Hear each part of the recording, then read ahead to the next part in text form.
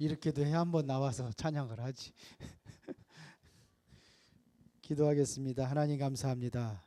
오늘도 우리에게 천년의 응답을 누리는 그러한 말씀으로 인도하여 주시고 재창조의 축복을 누릴 수 있을 정도로 우리 인생의 새로운 변화의 전환점이 되게 하여 주시옵소서. 오늘도 그 일을 위하여 그날을 위하여 우리가 하나님께서 이 시간 허락하신 줄로 믿습니다. 그날을 준비하는 최고의 시간표가 되게 하여 주옵소서. 예수 그리스도 이름으로 기도드리옵나이다. 아멘. 볼륨 좀 조금만 올려봐요. 강단 메시지를 자꾸 반복을 해달래요. 그래서 오늘은 강단 메시지가 뭐였습니까? 기도 운동의 시작입니다.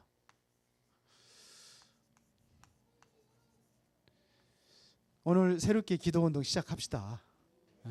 안 왔던 분들도 오늘부터 좀 시작하세요. 요한복음 16장 24절에 보니까 지금까지 너희가 내 이름으로 구하지 않았으나 이제 구하랍니다. 그래야 너희 기쁨이 충만하리라. 그래서 우리가 이제 다시 시작하는 겁니다. 그래서 우리는 기도에 대해서 좀 이해를 해야 된다는 겁니다. 기도가 뭐냐? 기도는 영적인 과학이다 그랬습니다. 다시 말하면 하나님께서 반드시 과학적으로 응답하신다는 얘기입니다. 그냥 주먹구구식으로 이렇게 하는 게 아니라 과학적인 응답이 있다는 얘기입니다. 기도는 왜 성령이 역사하시고 하늘의 군대가 동원되고 흑암이 결박되고 이러니까 하나님께서는 필요에 따라서는 환경을 변화시키기도 하고 또 악한 환경을 주기도 해요. 또 사람을 붙이기도 하고 이게 하나님의 방법입니다. 자, 기도는 뭐냐면 내 뜻이 아닙니다. 누구의 뜻입니까? 하나님의 뜻을 구하는 거예요. 그렇다면 여러분들은 이 하나님의 뜻을 구한다고 한다면은 여러분들은 전혀 근심 걱정할 거 없습니다. 그게 다 응답입니다. 아니 없어요 응답이. 이게 응답이라니까요. 고난이 응답이라니까요. 고난도 응답이요. 아니 죽어요. 죽어요 그러면요. 이게 응답이라. 중요한 것은 내가 어디 있느냐가 중요한 거예요. 반드시 중요한 것은 뭐냐면 내가 어디 있느냐예요. 고린도서 5장 17절에 그리스도 안에 있느냐 그리스도 밖에 있느냐. 그리스도 안에 있습니까 밖에 있습니까? 이게 중요한 거예요. 내가 정말로 그리스도 안에 있다면 다 응답이에요. 무응답도 응답, 고난도 응답, 죽음도 응답. 고민할 게 있어요 없어요? 없어요. 이전 것은 지나갔으니 보라 새 것이 되었다. 이전 것에 매여서 절망하고 낙심하고 그럴 필요 없습니다. 이제 새로운 시대를 하나님께 열어갈 것을 그걸 바라보면서 그게 여러분들의 소망이 되어야 되고 그게 여러분들의 언약이 되어서 2015년도 반드시 누려야 된다는 얘기입니다. 그래서 우리는 뭐냐? 어떻게 기도할 것이냐? 방법을 얘기했잖아요. 일단은 기도줄이 오직 기도 내용의 핵심이 뭐냐면 그리스도 하나님의 나라 성령 충만을 위해서 기도하라. 이거를 줄을 잡아가지고 해라. 여기서 다 나와야 된다는 겁니다. 이 안에, 요 안에서 나와야 되는 거예요. 달란트가 요 안에서 나와야 된다는 거예요. 여기서 응답받은 거에서 여러분들이 직업도 돼야 되고 모든 것이 다 되어야 된다는 얘기입니다. 그래야 하나님께서는 하나님의 계획대로 우리가 방향에 맞춰서 나갈 때에 언약 안에서 내가 나아갈 때에 하나님께서 나를 틀림없이 영적인 최고의 서밋의 자리에 오르게 할 것이다. 그래서 2015년도가 바로 그러한 원년이 되어야 됩니다. 그러한 한 해. 그러면 들어가야 될 거 아니에요. 난 안 들어가고 안 들어가고 갈라질 때만 기다리면 됩니까? 들어가라는데 하나님은 요단강에 발을 집어넣으라는데 주여 믿습니다. 소리만 치면 되겠어요? 넣어야지. 이게 뭐냐? 이 실천입니다. 그래서 도전하자는 얘기입니다. 도전. 그 도전이 뭐냐? 지난주에는 복음 얘기했는데 오늘은 기도. 다음은 전도. 쭉 얘기할 겁니다. 자, 그러면은 이것 가지고 뭐를 바꿔라? 나의 각인된 것을 바꿔라. 이게 생각입니다. 참 이게 생각이 움직이지 않으면요, 마음이 움직이지 않으면 절대로 안 되게 돼 있어요. 바꾸라는 겁니다. 각인되어 있는 거 다 바꿔라 이거. 예, 그렇죠? 이게 뭐냐? 권세를 누리는, 최고의 권세를 누리는, 이 권세를 누리는 겁니다. 하늘과 하늘의 권세, 하늘의 권세를 누리는 겁니다. 하늘 좀 빼놓네. 하늘의 권세. 두 번째는 뭐냐? 나의 체질을 바꿔라 이거야. 체질이 완전히 이 안에 들어가라 이거야. 일심전심 지속으로 들어가라. 그러면은 땅의 권세를 누린다 이거야. 하늘의 권세를 우리가 가지고 있잖아. 이 배경 가지고 이게 하늘에서 이루어진 것 같이 어디서도 이루어지다? 땅에서도 이루어지다. 그래요. 하늘의 배경 축복만 알고 있으면 뭐합니까? 이게 땅에서 이루어지잖아요. 이 땅에 여러분들의 삶 속에 이 하늘의 배경 축복이 땅에서도, 여러분들의 현장에서도 이루어지기 위해서 그리스도 이루어져야 될 거 아니에요. 하나님의 나라, 천국이라는 게 하나님 나라가 이 땅에 이루어져야 될 거 아니에요. 이 권세와 능력이 이루어져야 세계복음 할 거 아닙니까? 땅의 권세. 참, 이렇게 되면 얼마나 좋겠습니까? 이거 얼마나 은혜가 되는 메시지입니까? 은혜가 안 돼요? 나하고 거리가 멀다고 하면 은혜가 안 되게 돼 있어요. 믿음이 안 오면 안 되게 돼 있어요. 그래, 이게 내 것이구나. 하나님 주시려고 나에게 준비하신 거구나. 그러면 할렐루야지 뭐. 그냥 은혜가 돼. 땅의 권세, 하늘이야. 뜻이 하늘에진 것까지 땅에서 이루어지다. 그래서 모든 것에, 하늘과 땅의 모든 권세가 오게 돼 있습니다. 이거예요. 각인 바꾸고 체질 바뀌고, 이게 뭐냐? 완전히 아예 이제는 뭐냐? 뿌리를 바꿔버리는 거예요. 뿌리를 바꿔야 돼. 어디에 뿌리 내야 돼요? 그래서 하나님의 성령 좀 뿌리 내리라. 아예 뿌리가 세상에 뿌리 뽑아가지고 옮겨요.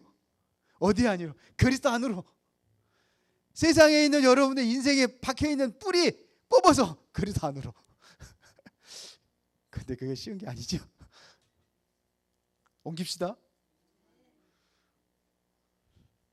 함충시 지사님 옮겨요. 지긋지긋하잖아 거기. 뽑아서 옮겨요. 옮겨야 돼. 뿌리 바꿔야 돼. 이게 바로 뭐냐? 모든 권세입니다. 뿌리를 바꾸는 기도하라. 이제는 뭐냐? 세상의 뿌리가 아니라 우리는 완전히 돈이고 뭐고 전부 다 뭐야? 세계복음만 올인하는 거랍니다. 이 세계복음만한 얘기입니다. 세계복음만 올인하는 거예요. 이게 하는 거예요. 같이 동참하는 겁니다. 세계 선교사들 한 명 오면 한번 그래도 점심 식사 하나 정도는 오랜만에 해준다는 마음 가지고 해야 될 거 아닙니까? 같이 동참하는 거예요. 근데 아까워서 못 하는 거다. 아니 못 내렸어요. 뿌리 안 바꿨어요. 없어서 못 한다. 드릴 만큼 남을 만큼 축복 받으세요. 땅의 권세. 이게 못 받아서 못 하는 거예요. 그래 안 그래요? 맞아요. 그러는 것 같아. 땅의 권세 누리세요. 하늘의 권세, 땅의 권세.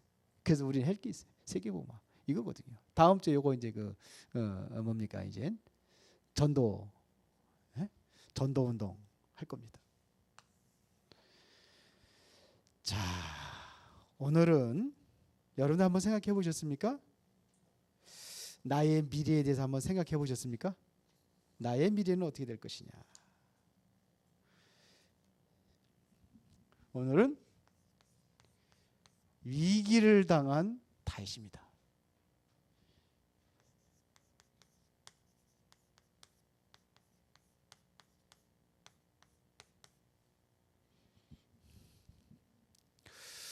미래 내가 지금같이 이렇게 살면 나의 미래는 어떻게 될까요? 내가 오늘같이 이렇게 살면 나의 미래는 어떻게 될까요? 나와 비슷한 사람 한번 세상에 찾아보세요. 비슷하게 살았던 사람, 올해 연세 많으신 나가 비슷하게 사는 사람 중에 연세 많은 사람 찾아보세요. 거기에 내 모습이 될 수 있어요. 그 우리 메시지를 한번 잘 들어보시기 바랍니다. 오늘 보면은요, 여기 보면은 다윗이 낳은 아들이 있어요. 압살롬. 다윗이 왕위에 올랐는데 압살롬이 반역하는 내용이 있습니다. 자, 여기에 보면은요, 그 암놈이라는 사람이 누구냐면 다윗의 장자입니다. 장남입니다. 그런데 그러니까 그 이복누이, 그러니까 왕이니까 이제 그 왕의 궁녀들이 많잖아요. 그렇게 배다른 형제들이 많단 말입니다. 그런데 이복누이, 그 암놈의 누이가 있어요. 이복누이. 암놈의 이복누이가 있습니다. 그런데 이 다말을 강간해요. 누가요? 암놈이라는 사람이, 이 암논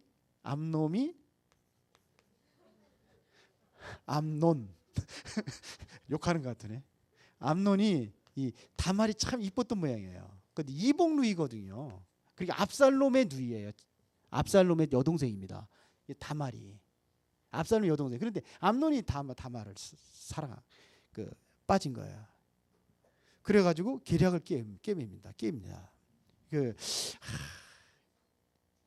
이제 뭐냐면 탐이 나는 거야.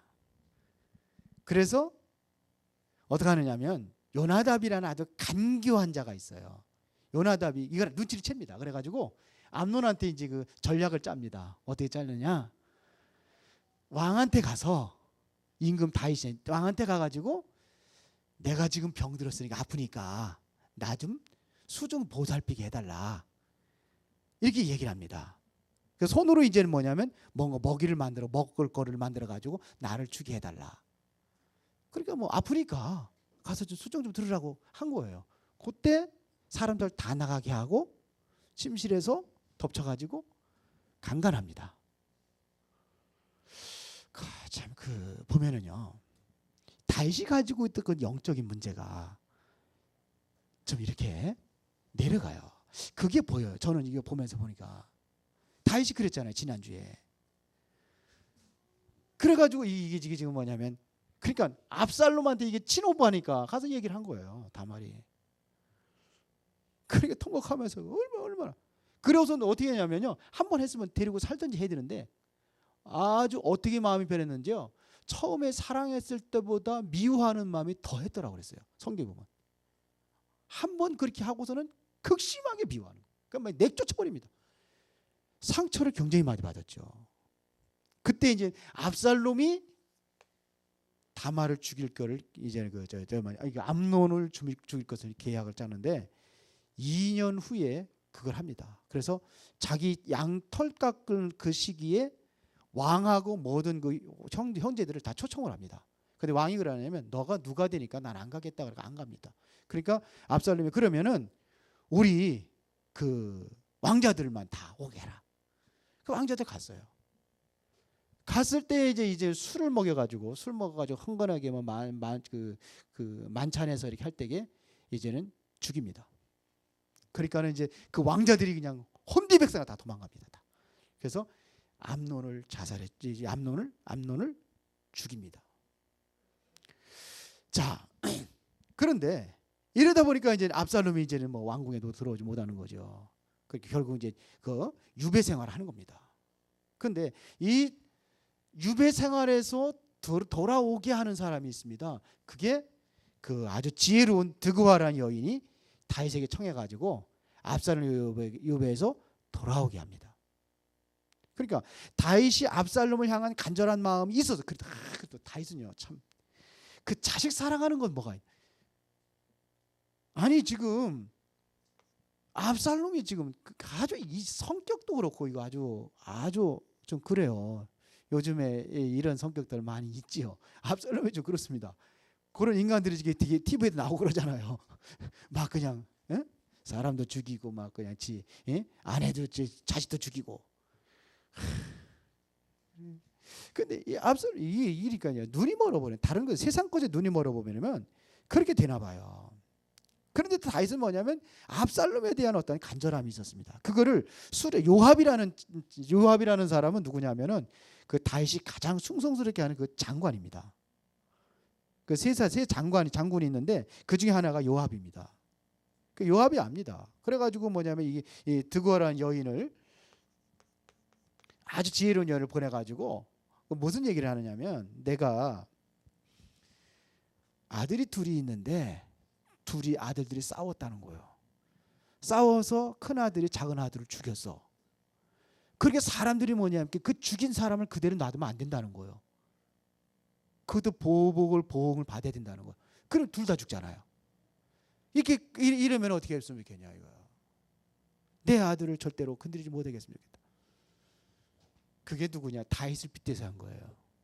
그래서 압살롬을 돌아오게 하긴 하는데 그래도 불구하고 뭐냐면 요압이라는 장군이 그 압살롬의 이걸 알기 때문에 오는 걸 별로 좋아하지 않습니다. 그러니까 제가 반대하고 그러니까는 갔다가 그냥 밭에다가 요압의 밭에 불을 질러 버리고 그래 만나게 이렇게 해서 이끼리 합니다. 그러다가 이제 자꾸 반대하니까 분노해가지고 그런데 4년 후에 이제는 그런 후에 이제 돌아오는데 4년 후에 그 동안에 쭉 준비하는 게 있는데 뭐냐면 이제 반역을 준비합니다. 압살롬이 4년 동안. 그러면 이스라엘 사람들에게 뭐냐면 모두 환심을 사기 위해서 다윗왕에게 뭐 재판 받으러 가는 거 다 중간에서 막 해결해주고 막 그럽니다. 막 그러면서 환심을 삽니다. 이때 가장 이게 반역을 하는 데에 가장 도움을 받은 사람이 아히도벨입니다. 아히도벨. 이 사람이 굉장히 지혜로운 사람입니다. 아히도벨의 도움을 받아가지고 결국은 반역을 합니다. 자, 지금 그냥 내용들을 좀 이야기를 하는 거예요. 우리 또 렘넌트들도 그러니까 조금만 좀 해결하면 될 것 같아요. 그런데 아히도벨을 해가지고 완전히 그 이스라엘 사람들의 환심을 다 사버렸으니까요. 그리고서 이제 달려 들어가지고 이제 뭐냐면 갑자기 왕궁으로 쳐들어오니까는 다윗이 이제 여기서 드디어 이제는 뭐냐면 도망을 갑니다. 자, 어디로 가냐? 왕궁을 이제 떠나게 됩니다. 그러면 다윗이 왜 도망을 했을까요? 다윗이 왜 도망을 했을까요? 싸울 능력이 없어서 도망했어요. 다윗은요 전쟁의 최고의 그 권위자입니다. 한 번도 전쟁에서 져본 적이 없어요. 다윗은요. 그리고 최고의 영토를 확장했던 사람이 다윗입니다. 압살롬 같은 거는 그거는 아무것도 아니요. 전략가입니다. 최고의 전략가입니다. 다윗. 그런데 지금 압살롬이 지금 뭐냐면 반역을 해가지고 왕궁으로 들어오니까 도망을 합니다. 왜 도망을 했을까요? 싸워서 이길 힘이 없어서 도망한 게 아닙니다. 거기에 보면은 사무엘하 15장 30절에 보니까는 감람산길을 오를 때 맨발로 그래서 맨발로. 그러면서 울며 그랬습니다. 그러니까 울면서 막 도망가는 거예요. 이 눈물의 의미가 뭘까? 뭐였습니까? 왕궁 뺏기는 거예요? 이것은 아마 압살롬에 대한 어떠한 그 탄식이 아니었는가? 보면 그런데 나중에도 죽일 수 있는데 죽이지 말라고 그러잖아요. 계속 살려주라 아들을. 우리나라 역사의 그 왕궁의 그 역사 보세요. 아들이 뭐고 아버지가 뭐고 막 죽이잖아요. 그런데 그런 사람 마음이 굉장히 넓은 사람이에요. 제가 보기에는 다윗이 정말 마음이 넓은 사람. 울면서 도망갑니다. 그러니까 싸울 수가 없어서 그러는 거예요. 자식하고 어떻게 싸우겠느냐 이거. 이건 당신의 비극이거든요. 이 비극에 대한 한탄의 눈물이 아니겠는가? 저는 그렇게 봤어요. 그런데 가는 동에 이제 뭐냐면 시므이라는 사람이 나와요. 오늘 본문에 나와요. 시므이가 다윗을 막 가는 길에서 막 다윗을 막 저주합니다. 저주를 받으며 하는 거예요. 거기서 이제 장관 중에 두 번째 이제 그 아히도벨이라는 사람이 딱 일을 나가가지고 칼로 내가 가서 하나 죽이고 오겠습니다 그러잖아요. 근데 놔둬라 이런 얘기입니다. 뭐라고 얘기해? 내 몸에 사는 아들도 내 생명을 해하려 하거든. 하물며 베냐민 사람이냐? 이게 지금 시므이라는 사람은 누구냐면 사울 왕의 친족이에요. 그러니까 어떻게 되면요, 다윗이 사울 왕의 그 후대를 다른 왕이 그 혈통을 따져서 왕이 돼야 되는데 다른 혈통에서 왔잖아요. 하나의 글이 세웠잖아요. 그러니까 어디에 거기에 대한 어떠한 그 감정이라도 이런 것이 있었겠죠. 그러니까 다윗이 이제 완전히 패주가 된 줄 알고 막 저주하고 막 그러는 거예요. 이제 다윗의 시대는 끝났다는 거죠. 네가 그동안 전쟁 당하면 피 많이 흘리더니 그 피값을 네가 차지하는 거다. 막 이렇게 하는 거지. 피 흘린 자여 필요한 자여 막 그런 욕이에요. 저주하는데도 이게 보세요. 참 마음이 넓잖아요. 하나님이 저를 통해 나를 저주하게 하는데 뭐 말릴 필요가 있겠냐. 이래. 여러분 같으면 어떻게 했습니까? 엄덕흥 집사님 하면 다윗 같으면 어떻게 했어요? 막 내가 도망가고 막 지금 위급해가 도망가는데 와가지고 저주하고 막 그러면 어떻게 하겠어요? 살려주라고 그러겠어요? 화가 나는데 그러잖아요. 그냥 화나면 옆에 있는 사람도 괜히 그냥 엉뚱한 사람도 때리잖아요. 막 나하고 상관해. 저 사람하고 내가 싸우다가 막 해서 내가 막 못 때리면은 그냥 막 말리는 듯 막 저 패잖아. 우리 어렸을 때 애들 그런 애들 있더라고. 그런데 자기를 저주하는데. 근데 이게 놔두는 거예요. 그러면서 보세요. 아히도벨의 계략이 있습니다.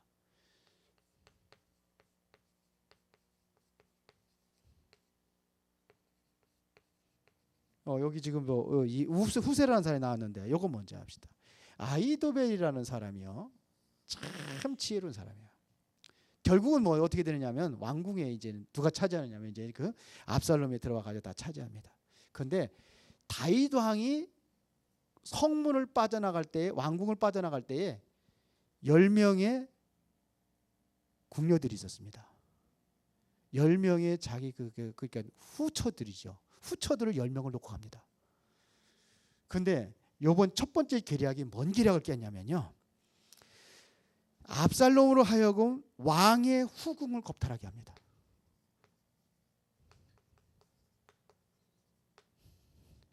이것도 뭐냐면 옥상에다 많은 사람들 보는 가운데서 겁탈을 합니다. 폐륜하지 완전히. 왜 그랬는지 알아요? 그 이유가 있습니다. 왜 이렇게 했느냐면 더 이상 아버지하고 나하고는 상관이 없는 사람이다. 이제는 뭐냐? 내가 승리하고 이제는 다윗의 시대는 끝났다. 이거에 대한 선포예요. 이게 아히도벨의 가장 굉장히 큰 계략입니다. 그리고 뿐만 아니라 뭐냐면 그렇게 완전히 잘라놔야지만이 어떻게 할 수 있느냐?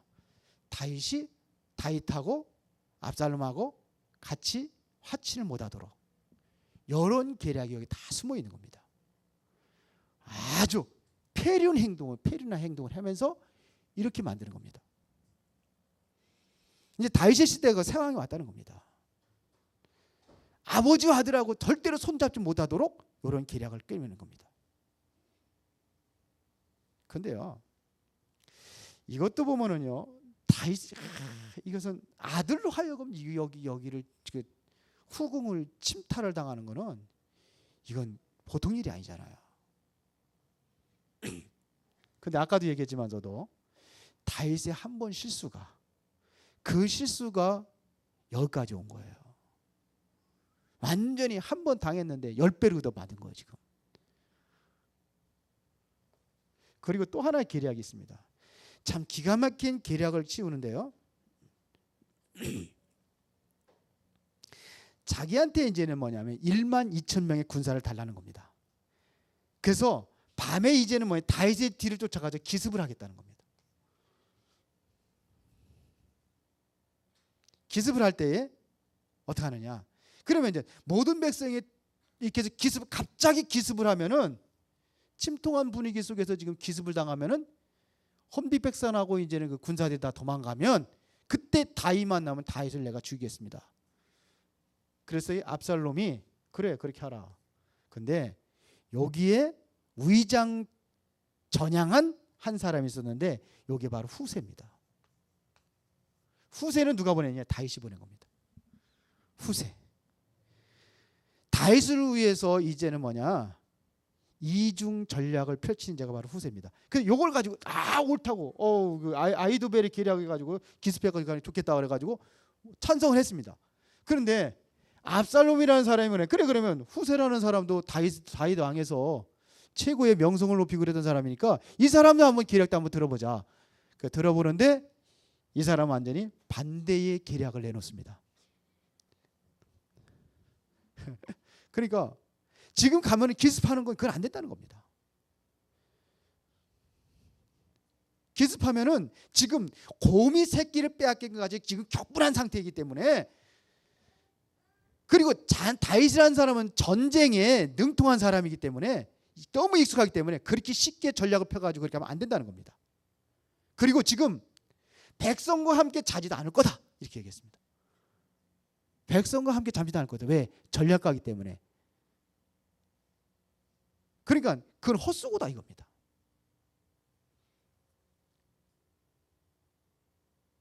그러니까 뭐를 선택을 했냐면 이 후세의 계략을 선택을 한 거예요. 압살롬이요.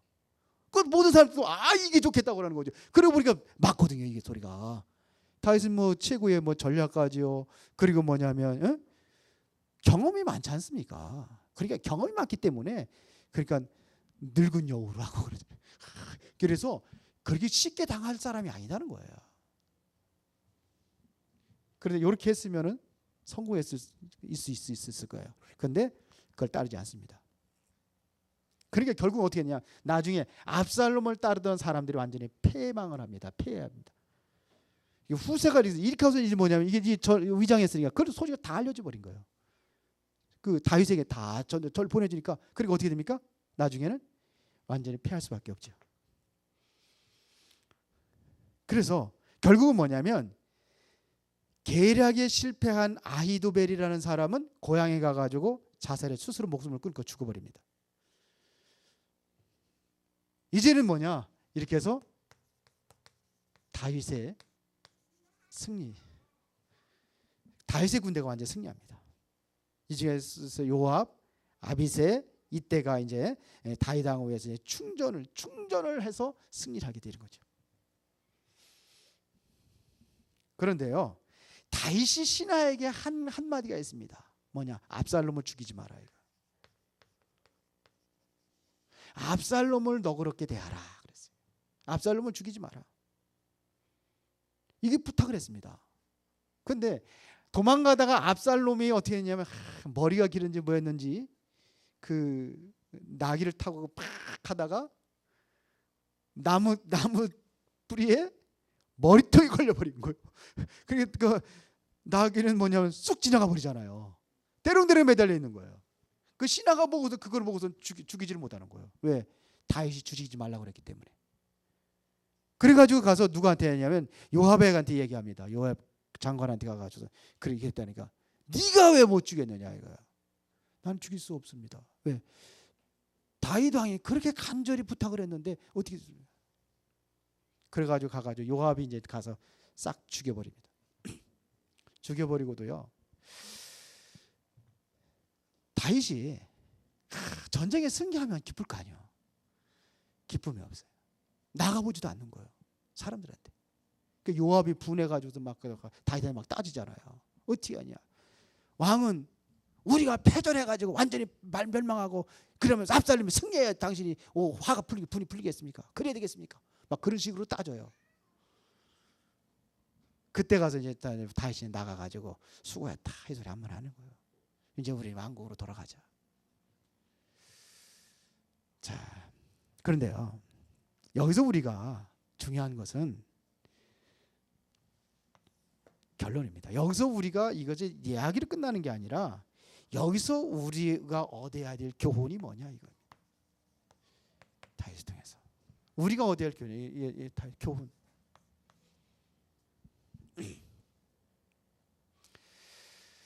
다윗이 이렇게 훌륭하게 될 때까지는 준비가 있었다는 겁니다. 그래서 미래를 어떻게 준비하고 있느냐 이걸 얘기했는데 여러분들은 미래를 어떻게 준비하고 계십니까? 참 다윗의 과거에 쭉 나온 거 지금까지 메시지 쭉 여러분들이 들어서 알겠지만 다윗은요 하나님을 떠난 적이 한 번도 없어요. 중심이 어디냐? 실수는 하지만서도 항상 하나님 중심으로 살았어요. 제가 찾은 건 하나님 중심이었어요. 그러니까 날마다 하나님 앞에 하나님의 말씀과 가까이 하고 말씀을 주야로 묵상하고 그다음에서 기도하고 그다음에서 기능도 오직 하나님께 올인했어요. 이게 바로 오늘 사도행전 1장 1절, 3절, 8절이 아니겠는가? 하나님의 능력이 아니겠는가? 그것이 아니겠는가? 이겁니다. 어떻게 생각하십니까? 기능도 마찬가지예요. 이게 일심전심 지속하신 거예요.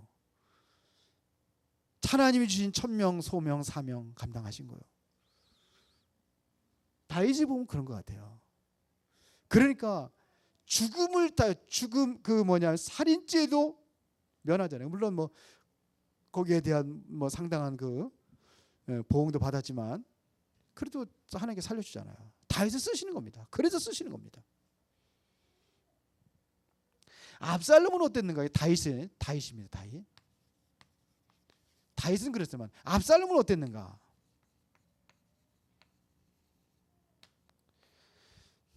압살롬은요 야망은 있었어요. 뭐만 있었냐? 야망만 있었어요. 야망만 있었습니다.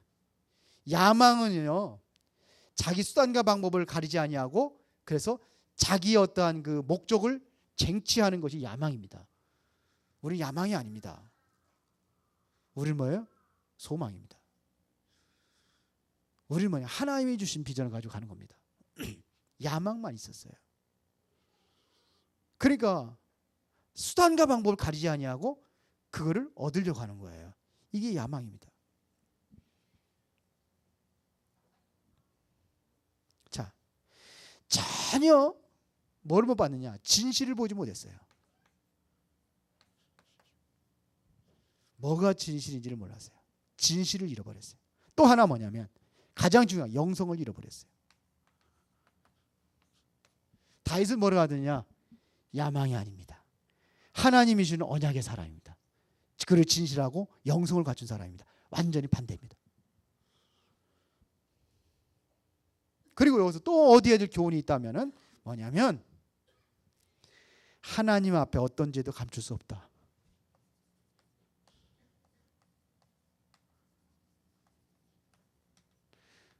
다윗은 완전 범죄를 꿈꿨지만 하나님은 하나님의 눈은 못 가렸어요. 그래서 안 그랬어요. 완전 범죄하려고 그랬는데 그래서 전략을 펴가지고 더 많은 사람 더 죽였는데 근데 감출 수가 없어요. 선지자를 통한 하나님의 말씀은 반드시 성취된다. 선지자를 통한 말씀. 선지자 통한입니다. 의라고 쓰는데 말씀은 반드시 성취된다. 그렇다면 2015년도 하나님 우리에게 주신 비전 여러분들 언약으로 붙잡으면 성취될까요? 안 될까요? 그게 믿음이요. 선지자를 통해서 다 나단 선지자를 통해서 그대로 다 성취돼 버렸잖아요.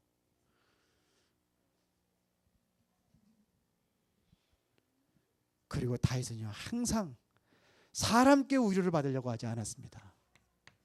누구한테 위로 받냐? 하나님께 위로를 받았습니다. 하나님께 위로 받기를 원했어요.